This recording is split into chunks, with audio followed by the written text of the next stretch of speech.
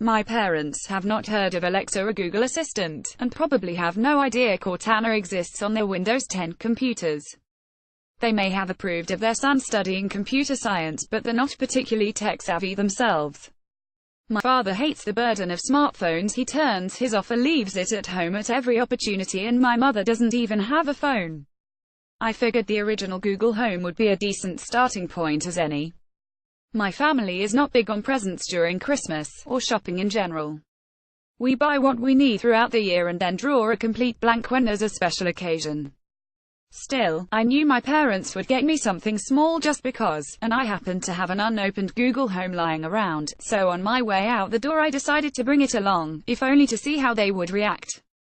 Boy, was this a good decision. My dad was the more skeptical of the two, but was very happy to make multiple Febreze jokes.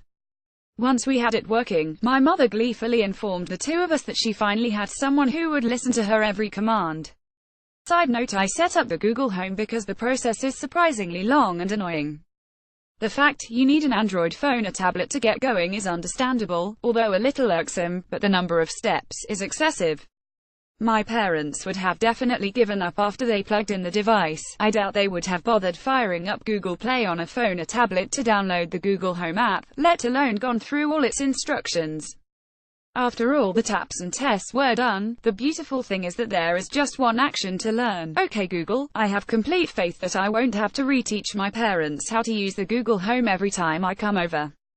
The lack of buttons and user interface is perfect for older generations.